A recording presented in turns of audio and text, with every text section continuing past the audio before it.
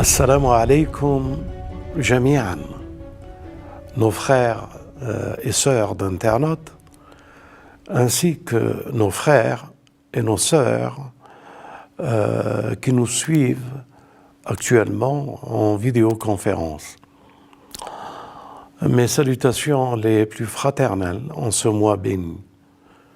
Inch'Allah, Allah yataqabbal a'malakum, que Dieu accepte tout ce que vous faites en ce mois béni, dans ces jours et ces nuits et dans ces heures que Dieu a fait pour nous et qu'il a aimé pour nous, dans tous ces instants, tout ce que nous faisons est miséricorde et paradisiaque, et tous les instants que nous faisons ne sont pas mesurables, ni la prière n'est mesurable comme dans les temps autres que ce mois béni, ni les zakats ne sont pas pareils, ni nos relations, ni ce que nous faisons, notre dhikr, ni nos doigts ne sont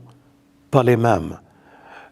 Dieu les fait rentrer dans une dimension qui est la dimension de l'amour, qui n'a aucun contenu dans l'espace. Elle est ce par quoi que Dieu a aimé et il a créé.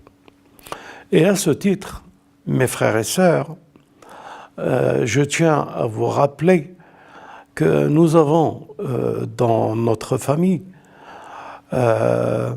des gens qui sont éprouvés par la maladie et que nous devons avoir une pensée particulière durant ces instants et que nous devons prier pour eux. Je pense à Abu Suwail al-Hashimi, je pense à Abu Ja'far et je pense aux sœurs qui sont à Damas.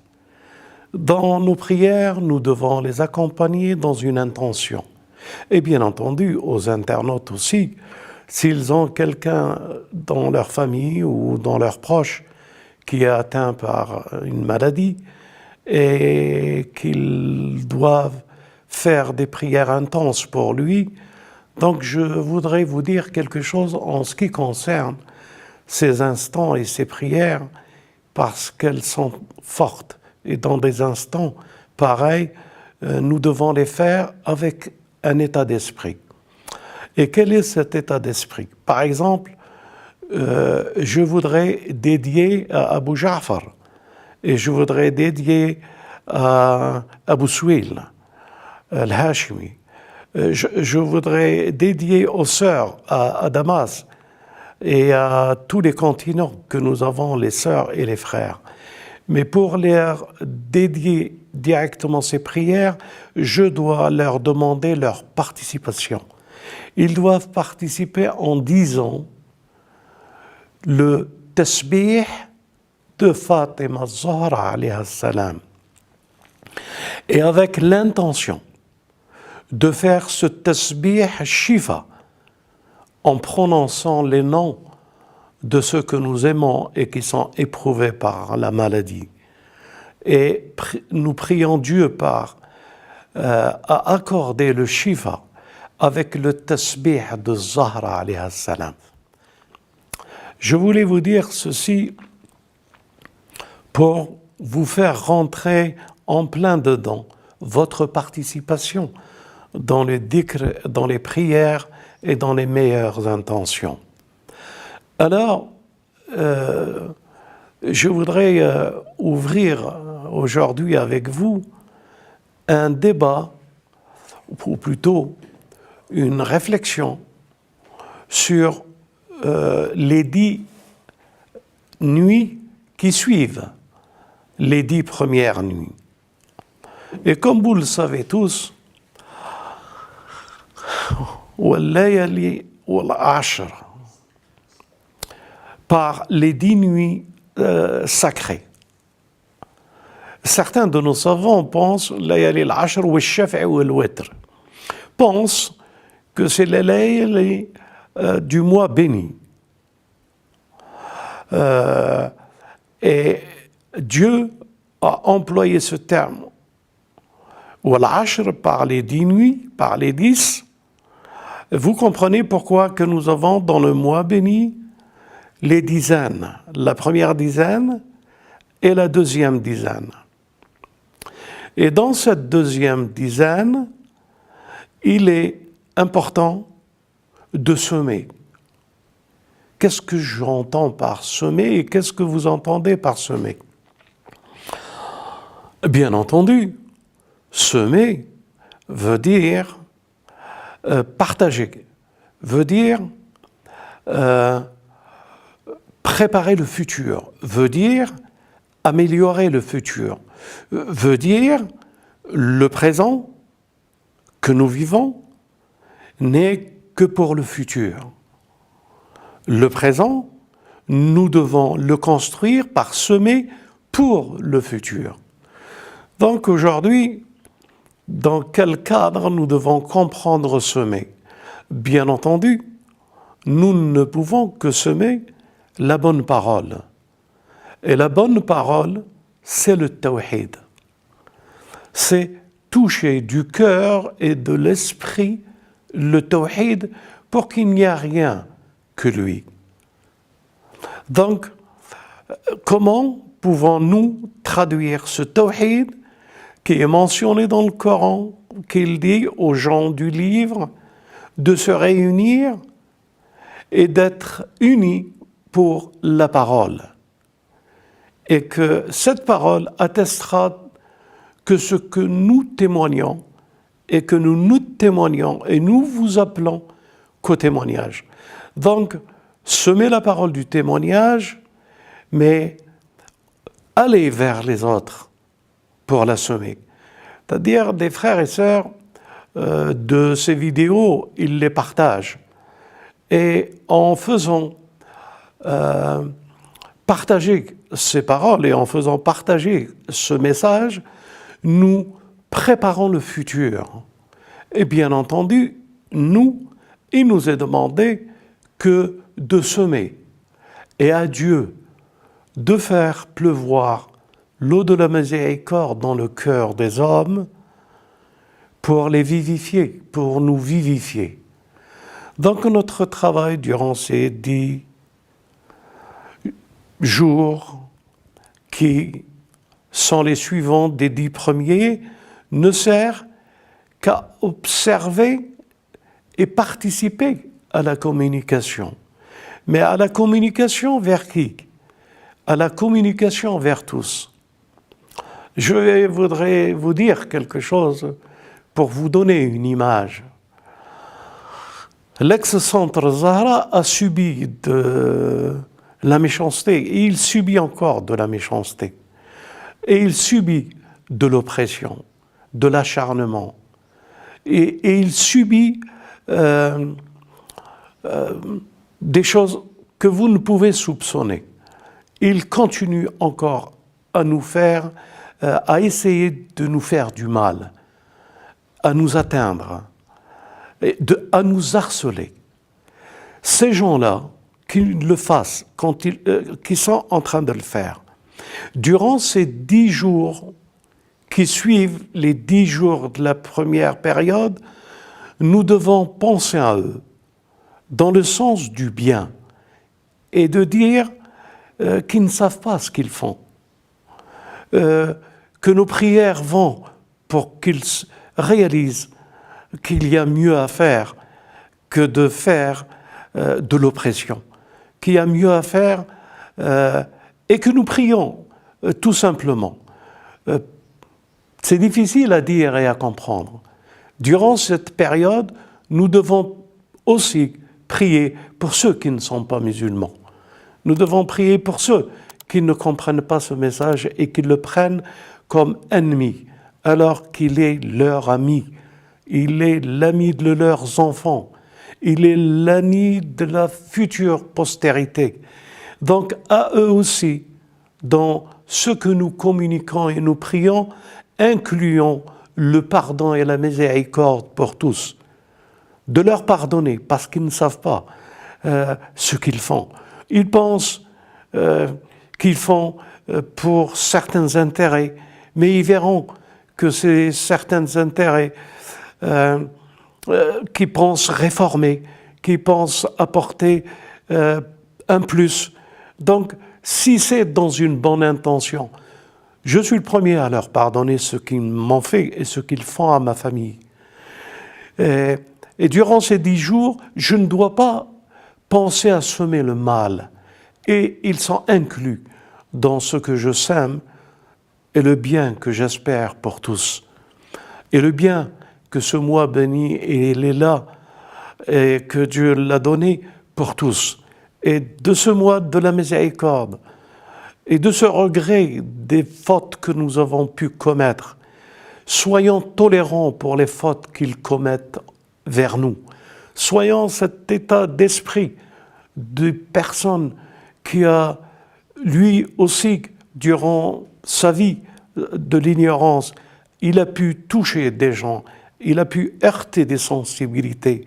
Alors que Dieu nous pardonne et qu'il pardonne à tous et qu'il nous fait rentrer dans cette ère nouvelle du Messie que nous attendons et du Mahdi.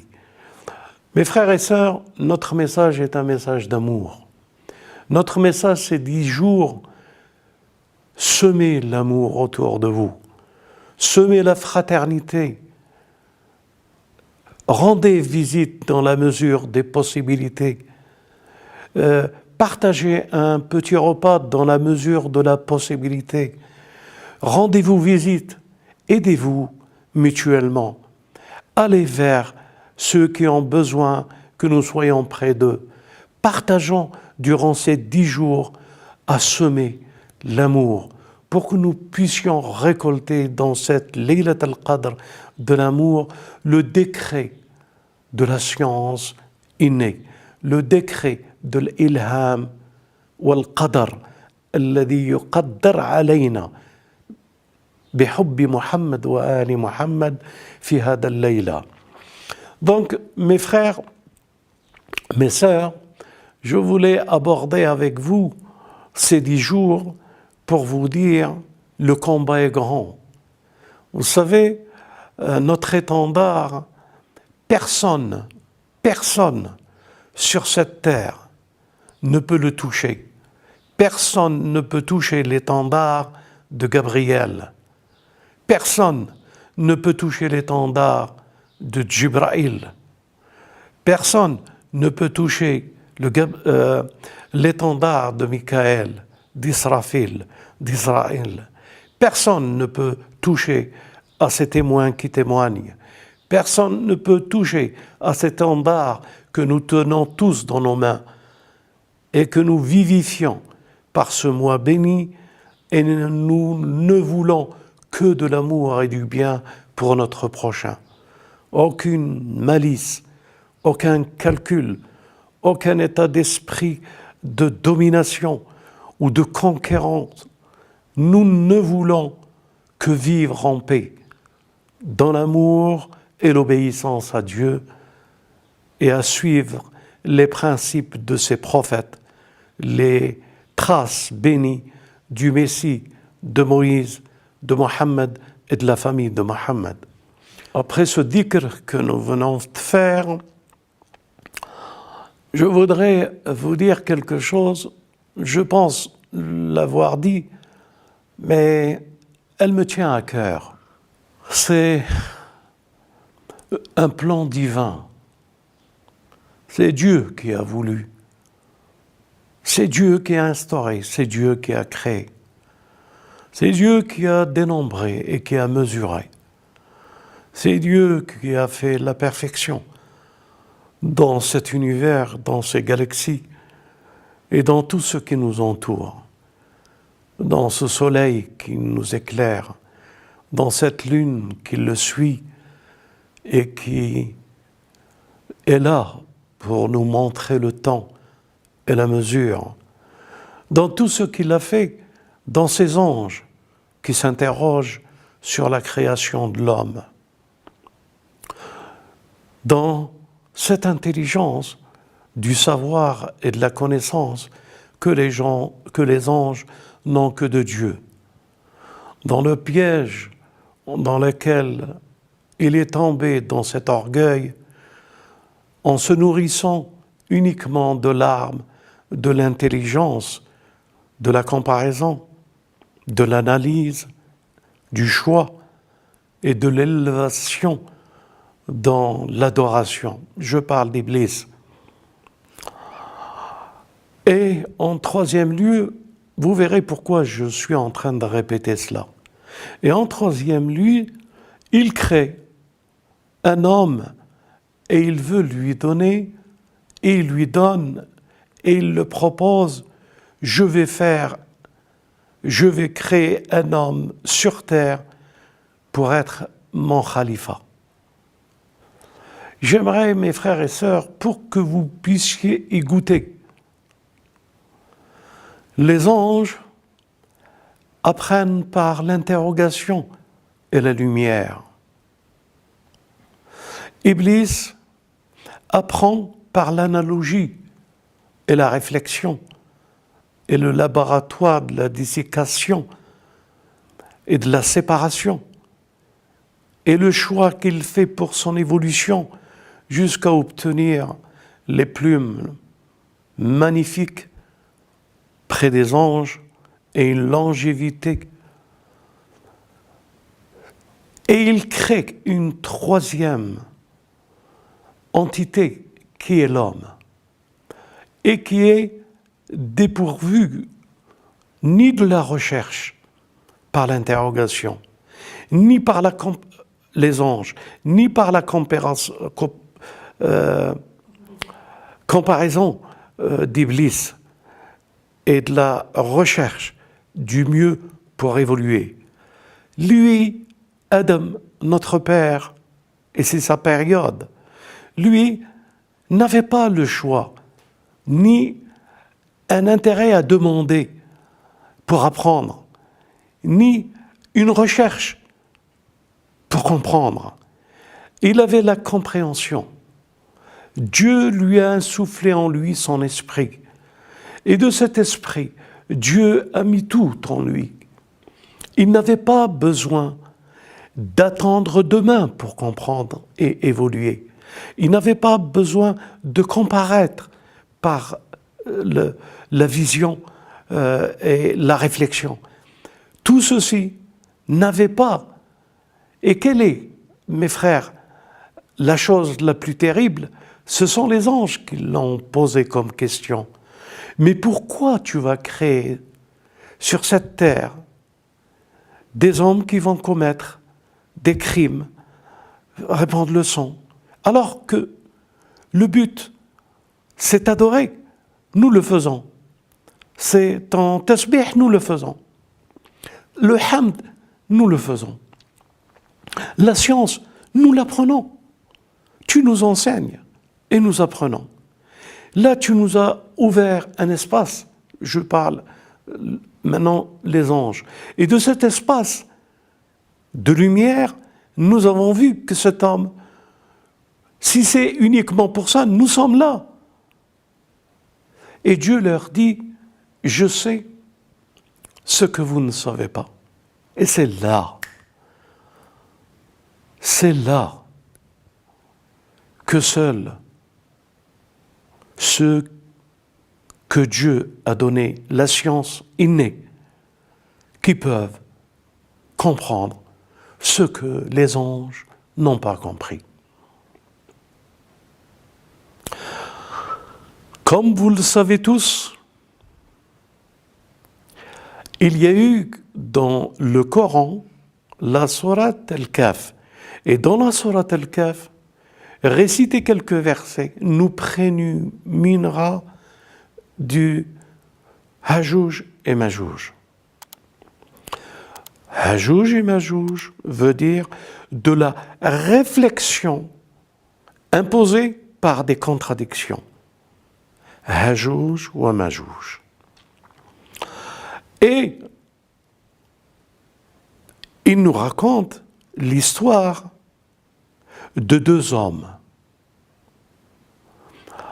cette histoire des deux hommes, je parle de Moïse, que la paix soit sur lui, et de l'Abd Saleh, comme le Coran le nomme, Khidr, alayhi salam. Là, il nous propose deux sciences. La science qui ne se réalisait que par un témoignage et une vision du présent. Moïse, les anges. Et la vision du présent, pour Moïse, il ne comprend pas la démarche de Khidr, le secret dans ce qu'il fait Khidr. Et la démarche des anges, ils ne comprennent pas pourquoi qu'ils créent ceux qui commettront des crimes, des désordres. Les deux démarches vont en parallèle. Et vous allez comprendre pourquoi je vous dis cela. Dans ce parallèle, il y a une personne qui a la science innée et que lui, quel que soit ce qu'il réalise dans le perçage du bateau, qui est un crime pour Moïse, dans tuer un enfant, qui est un crime pour Moïse, et une insatisfaction de construire un mur qui n'est pas normal non plus dans la vision et le témoignage du présent, mais pas pour celui qui a la science innée. Qu'est-ce que cela veut dire? Cela veut dire, mes frères et sœurs, que nous sommes devant un dilemme qu'il faut qu'il s'éclaire en nous pour que nous puissions marcher durant ce mois béni sur les traces de notre père Adam, à abattre tous les obstacles pour comprendre. Je me résume pour vous et vous dire que les anges ont besoin d'un temps pour évoluer. Il faut qu'ils voient pour qu'ils s'interrogent et ils apprennent.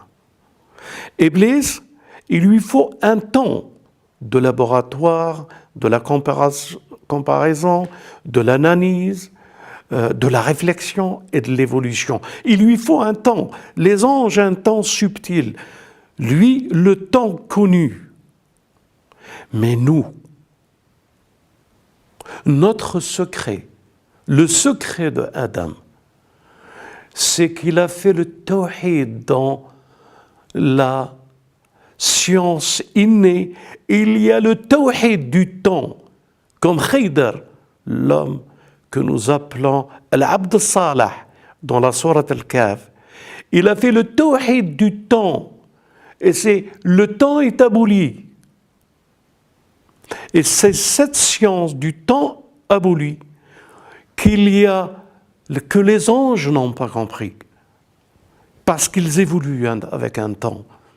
Et que Shaitan, Iblis n'a pas compris, il est tombé dans le piège du temps qu'il avait pour évoluer et croire qu'il était la meilleure et le meilleur moyen. Alors que Dieu nous a créé sans temps, c'est-à-dire pour la dimension de la science innée, elle n'a pas besoin de temps pour apprendre. Elle est de Dieu en dehors du temps. Et si vous avez bien saisi cela, mes frères et sœurs, vous saisirez ces 10 jours ou ce mois béni dont Adam pleurait pour pouvoir y vivre, et il est à l'intérieur de ce mois et il est en train de le vivre. Les temps sont complètement dissous. Chaque chose que nous faisons n'a pas la même valeur du temps des autres mois ou des autres années. C'est un temps spécial. C'est un temps où nous devons acquérir ce que nous avons perdu par la miséricorde et le pardon, que nous devons nous rapprocher. Donc, c'est ce temps, ce mois, que Adam est rentré dedans, parce qu'il récupérait le souffle du temps de la miséricorde et de la science qu'il fait un retour vers elle. Et c'est pour ça que Dieu dit que Stafa, qu'il l'a élevé de cette terre dans le temps, de ce qu'il a promis du premier instant en faisant de l'homme ce khalifa. Donc, mes frères et sœurs, le secret de toute chose, c'est le temps. J'en fus tellement bouleversé il y a plusieurs années. J'ai prié Dieu pour essayer de le saisir, de le comprendre. Mais bien sûr, je ne peux pas dire plus que cela paraîtra un peu bizarre de mentionner cette réflexion. Mais pour notre famille, ils connaissent cette histoire. Donc, mes frères, le temps est en deux. Le temps inné et le temps de l'épreuve pour revenir à cet inné. Le temps de l'esprit et le temps de l'âme pour qu'elle revienne à l'esprit uni avec les autres. Fadkhuli fi ibadi. Arji'i ila rabbik. Reviens vers ton Seigneur. Rentre parmi mes serviteurs. Rentre dans mon paradis. Son paradis, mes frères, c'est l'âme pacifiée. C'est la science innée. C'est le paradis qui n'a pas de dimension et de temps. C'est cet instant que je voudrais vous rappeler que notre bien-aimé a vécu. Il a été invité. Subhanalladhi asra bi'abdihi laylan min masjid al-haram ila al-masjid al-aqsa alladhi barakna hawlah. Et de cette nuit, un instant qui n'a pas d'instant, un temps qui n'a pas de temps, il a transcendé tous les temps des paradis et tous les temps des univers et tous les temps de tout ce qui peut être l'enfer et les gens qui y habitent, le paradis et la connaissance de toutes les personnes. Il a vu ce qu'il a vu. Et El-Fouad, il n'a pas menti de ce qu'il a vu. Il était au plus près. Au plus près.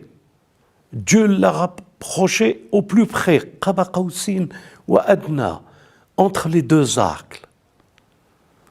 Le temps d'une vision. Le temps d'un dialogue.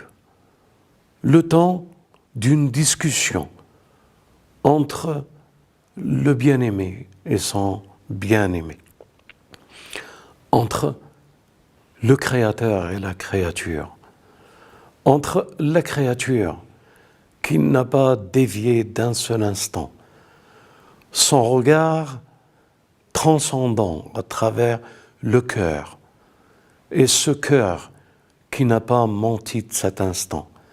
Alors, ils ont eu la discussion la plus intime, la plus secrète. Elle n'est pas la révélation du Coran, elle est intime. فَأَوْحَى إِلَيْهِ مَا أَوْحَى. C'est entre les deux, des deux arcs, de cet instant.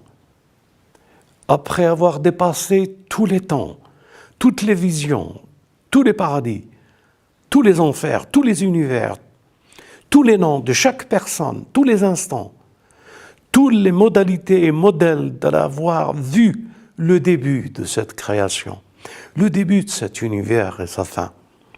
Le début et la fin, puisque le début concrétise la fin et matérialise la continuité de la fin du début, qu'il revient à son premier état. Donc, mes frères, une fois qu'il est revenu, là où il était assis avant de partir, c'était encore chaud, c'était encore tiède. Le temps a été absous, le temps a disparu. C'est ça, l'étang du temps. C'est ça le temps de la révélation. C'est ça les temps subtils que les anges ont. C'est ça le temps de celui qui a la science innée. La différence avec celui qui a la science avec l'interrogation. C'est complètement différent avec la science de cet arbre, de la division du temps et de la consommation, de la séparation et de l'épigénétique et de la transfiguration. Et ce temps qu'il nous propose Iblis à travers l'intelligence artificielle aujourd'hui. C'est ce temps qui est notre combat aujourd'hui. Nous allons soulever l'étendard pour avertir l'humanité entière que derrière l'intelligence artificielle se cache le démon. Et notre combat est pour tous ceux qui promouvoient, pour prévenir leur peuple, prévenir tous les peuples, parce qu'ils sont innocents. Et les autres, ils ne savent pas ce qu'ils font. Alors à nous d'être les messagers de la science innée, les messagers de ce messager béni, ceux qui suivent à la trace les enfants du messager Al-Asbat.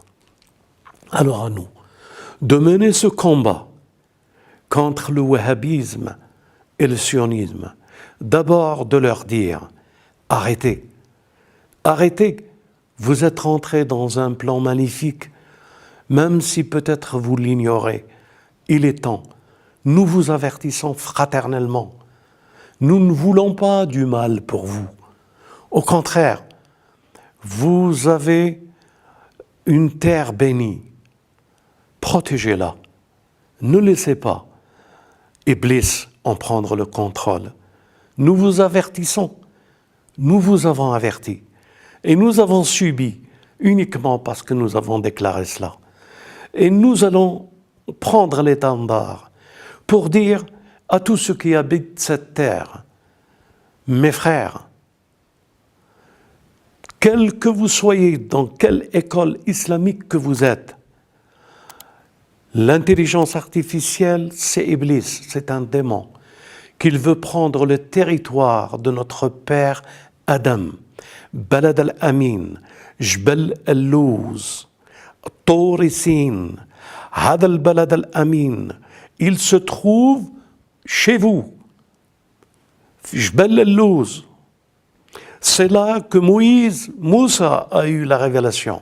C'est là que le Samari a construit le veau d'or pour les Banu Israël, sur cette terre bénie. Et le plan, c'est qu'ils réussissent à refaire ce qu'ils ont fait à Moïse avec le veau d'or, de refaire pour que toute l'humanité adore le nouveau veau d'or qui est l'intelligence artificielle avec un œil, Dajjal. Je voulais vous dire que notre combat va apparaître de plus en plus important et de plus en plus impératif que nous devons le mener. Nous devons le mener avec amour. Nous avertissons parce que Dieu nous a appris et nous portons ce message à toute notre humanité, qu'elle soit de l'Est ou de l'Ouest, du Sud ou du Nord, et que la paix soit avec vous. Wassalamu alaikum wa rahmatullah wa barakatuh.